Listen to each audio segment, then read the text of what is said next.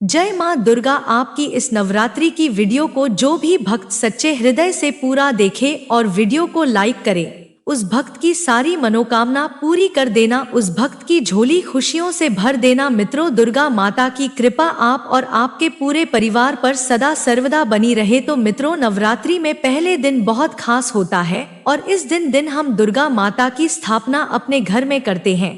घर के ईशान कोण में चौकी स्थापना करके दुर्गा माता दुर्गा को स्थापित करके हम कलश की स्थापना करते हैं और भक्तों अखंड दीप प्रज्वलित करते हैं, दुर्गा माता का आवाहन करते हैं।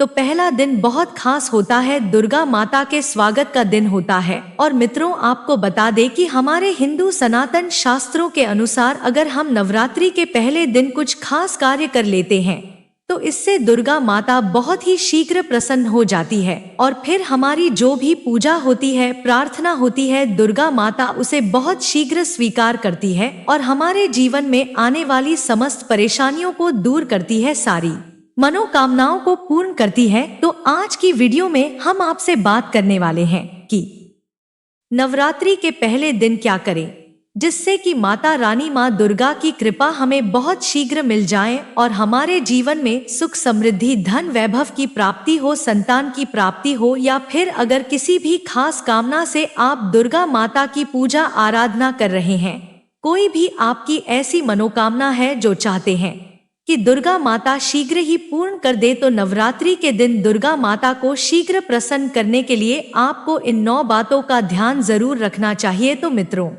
आपसे निवेदन है कि वीडियो को पूरा जरूर देख लीजिए और अगर आपको आज की वीडियो अच्छी लगे तो लाइक भी कीजिए, शेयर भी कीजिए और चैनल संजू हिंदी कहानियां पर पहली बार आए हैं, अगर अभी तक आपने हमारे संजू हिंदी कहानियां को सब्सक्राइब नहीं किया है तो चैनल को सब्सक्राइब कर ले। मित्रों, बात करें कि नवरात्रि के पहले दिन हमें पहले कार्य क्या करना चाहिए। भक्तों, घर की छत पर आज हमें झंडा जरूर लगाना चाहिए। झंडा मतलब लाल रंग का त्रिकोण झंडा होता है और उसके ऊपर जय माता दी लिखा हुआ हो। यह बाजार में बहुत आसानी से मिल जाते हैं, नहीं तो आप घर पर भी स्वयं से बना सकते हैं। तो एक झंडा त्रिकोण आप लेकर दुर्गा माता को पहले दिन उनके चरणों में अर्पित कीजिए जब पूजा कर रहे हैं सुबह। तो उसके बाद पूजा के बाद वह झंडा अपने घर की छत पर लगा दीजिए। इस झंडे को घर के ईशान कोण में यानी कि उत्तर पूर्व के कोने पर, अगर वहां पर जगह ना हो तो आप उत्तर दिशा में इस झंडे को लगा सकते हैं, जहां भी आप यह ध्वज लगाते हैं। इसके साथ आप ध्यान रखें कि आप वहां पर एक दीप जरूर प्रज्वलित करें, क्योंकि भक्तों, शारदीय नवरात्रि माता रानी माँ दुर्गा का एक पावन पर्व है और झंडा लगाते समय इससे क्या होगा, इससे यश की वृद्धि होती है। देखिए मित्रों, जब हम झंडा अपने घर पर लगाते हैं जो कि हमेशा लहराता रहता है, तो यह इस बात का सूचक है कि आपको जीवन में सफलता की प्राप्ति होगी, यश की प्राप्ति होगी, मान प्रतिष्ठा की प्राप्ति होगी, धन की प्राप्ति होगी, समस्त प्रकार के सुखों की प्राप्ति होगी। मान सम्मान, यश, प्रतिष्ठा, धन की वृद्धि, सुख समृद्धि, सभी प्रकार की जो चीज है वह प्राप्त हो जाती है। भक्तों, ऐसे लहराता हुआ झंडा आपके घर पर शुद्धता की सूचना है। इसलिए 3 अक्टूबर 2024 गुरुवार को शारदीय नवरात्रि के पहले दिन आपको अपने घर के ईशान कोण में एक लाल रंग का झंडा जरूर लगाना चाहिए। मित्रों, अगला जो कार्य है शारदीय नवरात्रि में पहले दिन आपको जरूर करना है, वह है घर के मुख्य द्वार पर तोरण लगाना। तोरण क्या होता है, देखिए, आम के पत्ते लीजिए। जब हम पंच पल्लव के लिए भी आम का पत्ता लेते हैं, वहीं आम का पत्ता चाहिए हमें और थोड़ा सा अधिक मात्रा में आप लेकर आइए, उसे साफ कर लें। धोने के बाद उस पत्ते के ऊपर आपको श्री लिखना है। पत्ते पर आप श्री लिखे और जितना भी बड़ा आपका मुख्य द्वार हो उसके अनुसार एक धागा ले, और लाल धागा ले सकते हैं, पीला धागा ले सकते हैं।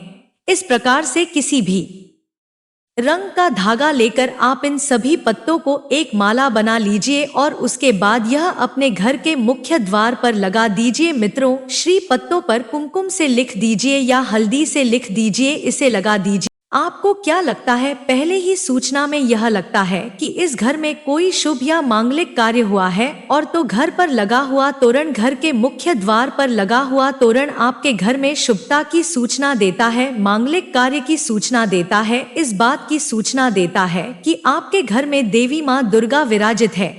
यह बहुत खास होता है नवरात्रि के पहले दिन घर के मुख्य द्वार पर तोरण लगाना, और इसका बहुत ही शुभ फल भी हमें प्राप्त होता है। अगला जो कार्य है, तीसरा कार्य जो हमें नवरात्रि में जरूर करना चाहिए मित्रों, वह अखंड दीप प्रज्वलित करना। देखिए, अगर घर में हम अखंड दीप प्रज्वलित करते हैं तो अखंड दीप प्रज्वलित करने से मन की कोई भी इच्छा हो, अगर आप सोचकर और मन में धारण करके अखंड दीप प्रज्वलित करते हैं तो आपकी मनोकामना बहुत शीघ्र पूर्ण होती है। लेकिन इसके अलावा दीप इस बात का प्रतीक है कि आपके घर में किसी भी प्रकार की नेगेटिव एनर्जी प्रवेश नहीं करेगी, और मन से घर से हर तरह से नेगेटिव एनर्जी को दूर करता है दीप। इसलिए अखंड दीप शारदीय नवरात्रि में पहले दिन से लेकर और नवमी तिथि तक प्रज्वलित किया जाता है, जिससे कि शुभता का घर में वास हो, पॉजिटिव एनर्जी का घर में वास हो, और जहां पर पॉजिटिव एनर्जी होती है वहां पर सुख, समृद्धि, धन, वैभव की प्राप्ति होती है। और भक्तों, आपको बता दें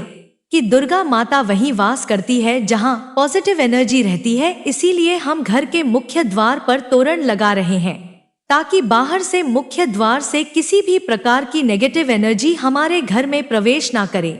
इसके अलावा जब हम दीप प्रज्वलित कर रहे हैं तो हमारे विचारों में किसी प्रकार की नेगेटिव एनर्जी ना हो, इसके लिए हम प्रज्वलित कर रहे हैं। जब हम पूजा प्रार्थना कर रहे हैं, मंत्र जाप कर रहे हैं, निर्विघ्न उसे हम पूर्ण कर पाएं, इसके लिए अखंड दीप प्रज्वलित किया जाता है। लेकिन अगर आप किसी भी कारणवश अखंड दीप प्रज्वलित नहीं कर पाते हैं तो सुबह शाम दोनों समय जब दुर्गा माता की आराधना करें तब आपको शुद्ध घी का दीप जरूर प्रज्वलित करना है, और सुबह शाम दोनों अपने घर में लौंग और कपूर की आरती जरूर कीजिए, जिससे कि घर में नेगेटिव एनर्जी ना रहे और घर में पॉजिटिव एनर्जी का वास बना रहे। अगला जो कार्य है शारदीय नवरात्रि में आपको जरूर करना चाहिए, वह कलश की स्थापना। भक्तों, दीप में एक और बात का ध्यान रखें, फिर हम कलश की स्थापना की बात करते हैं। दीप में अगर आप घी का दीप प्रज्वलित कर रहे हैं तो उसे आपको दुर्गा माता की मूर्ति के दाईं तरफ रखना होता है, और अगर आप तेल का दीप प्रज्वलित करते हैं तो दुर्गा माता के बाईं तरफ आपको तेल का दीप रखना चाहिए। तो इस प्रकार से दीप का आप ध्यान रखें। जब भी आप तेल या फिर घी का दीप प्रज्वलित करते हैं तो उसे सही दिशा में सही स्थान पर रखना चाहिए। और अगला जो कार्य है, घट स्थापना करना, यानी कलश की स्थापना करना। तीखी कलश की स्थापना जब हम करते हैं नवरात्रि में, कलश में हम सभी देवी देवताओं का आवाहन करते हैं। सभी देवी देवताओं का पूजन दुर्गा माता, भगवती माँ दुर्गा के साथ ही हम प्रतिदिन करते हैं। इस प्रकार से जब 9 दिनों तक लगातार हम समस्त देवी देवताओं का पूजन करते हैं, घर में आवाहन करके विधि विधान से खास रूप से हम उनकी आराधना करते हैं। क्योंकि जब हम दुर्गा माता का पूजन करते हैं, पहले हम कलश का पूजन करते हैं, धूप दीप नैवेद्य चीजें हम दुर्गा माता को अर्पित करते हैं विधि विधान से, और इसके साथ ही कलश को भी हम इसी प्रकार से अर्पित करते हैं। तो सभी देवी देवताओं की खास पूजा हम 9 दिनों तक कर रहे हैं, तो हमारे जीवन में किसी भी प्रकार की सारी परेशानियों दूर होती है, और कोई भी हमारी खास मनोकामना हो तो अवश्य पूर्ण होती है। तो कलश की स्थापना हमें जरूर करनी चाहिए। अगर संभव हो तो नवरात्रि के पहले दिन जो अगला जरूरी काम हमें करना है वह है जवारे बोना, यानी कि सप्तधान्य बोना, जो कि हम मिट्टी में थोड़े से जौ होते हैं जो कि हरे हो जाते हैं।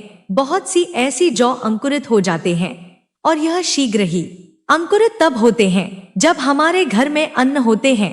तो यह इस बात की सूचना देते हैं कि हमारे घर में सुख समृद्धि आने वाली है। हमारे घर में भगवती दुर्गा माता विराजित हो चुकी है, और घर में सुख समृद्धि, धन, वैभव, सभी प्रकार की जो शुभता है उसका आशीर्वाद हमेशा दे रही है। तो घर में अगर सप्त धान्य बोते हैं तो बहुत ही श्रेष्ठ माना जाता है। मित्रों, नवरात्रि के पहले दिन हमें जरूर यह करना चाहिए। और अगला जो शुभ कार्य है जो नवरात्रि के पहले दिन आपको जरूर करना चाहिए। वैसे तो बहुत से भक्त नवरात्रि के पूरे 9 दिनों तक व्रत धारण करते हैं।